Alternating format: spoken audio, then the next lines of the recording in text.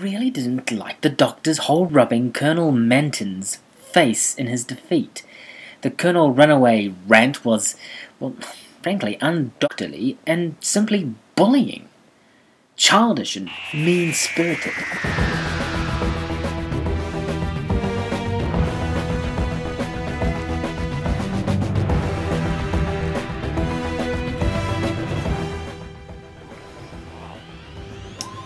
Welcome.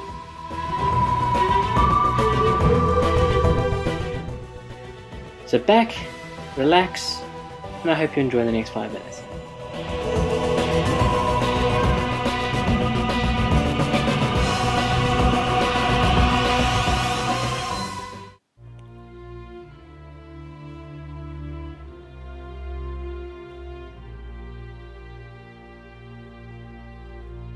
I think that Moffat is deliberately giving us a very different Doctor.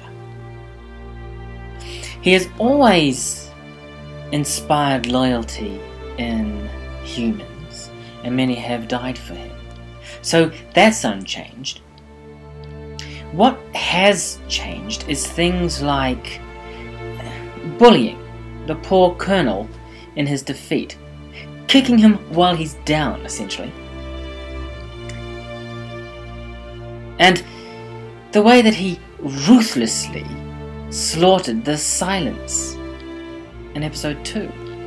At the time it didn't really bug me, but now, well, yeah, it's starting to grate on me a little bit. I don't know, it's like the Doctor is out for blood now. It's no longer cut off the destruction at the source. It seems very much, I don't know, laying low all that is under the influence of the source as well. Very Hitler-like, which brings me to something else that I've been kicking around in my head. Rewatching A Good Man Goes to War, I paid a bit more close attention to what Song was saying to him. In particular, Doctor, the word for healer and wise man throughout the universe. We kept that word for you, you know. But if you carry on the way you are, what might that word come to mean?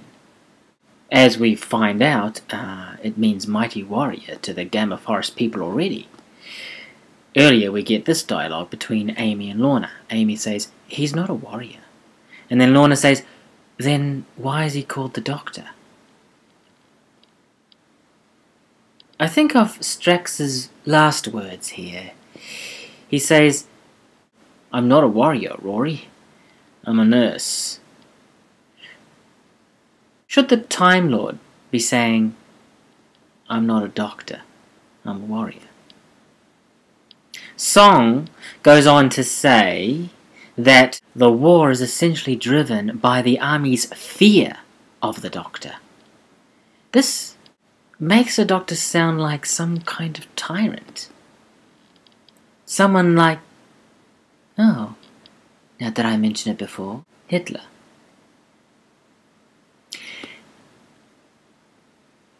So if Moffat is taking us this way, I wouldn't be surprised at all if this will be alluded to in Let's Kill Hitler. And it makes sense when you think about it. There are similarities between Hitler and the Doctor. Hitler was one man who won great respect and loyalty from his fellow Germans and turned them into a people greatly feared and a mighty force. The Doctor is one man, and he also garners great respect from his companions and associates and turns them into, well, tools for his own end. Yeah, sure, it's for the greater good, but the damage the Doctor leaves in his wake is quite terrible. It does somewhat bug me now. It didn't before. You know, here is the Doctor running around with 12 lives. And here are his companions running around with only one. life.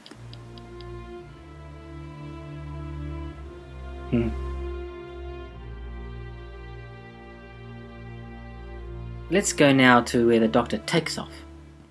He talks to River Song, he discovers who she is, he races into the TARDIS and takes off. And you can see it in Amy's face. He's left me again. And if I'm correct, Murray Gold's music behind that moment is a remastering or shaping of Amy's theme.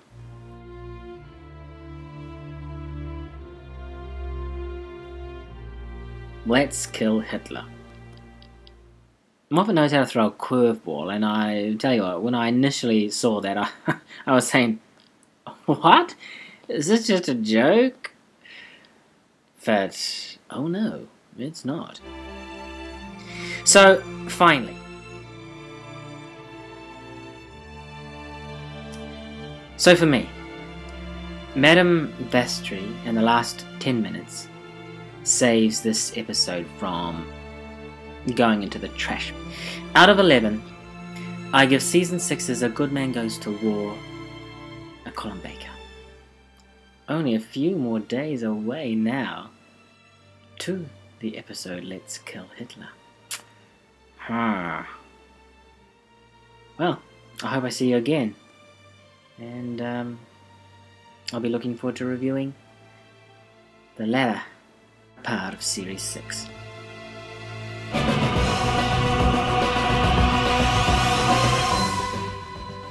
Oh, and one thing you mustn't do, and that is go back through the reviews, scouring them for Voile.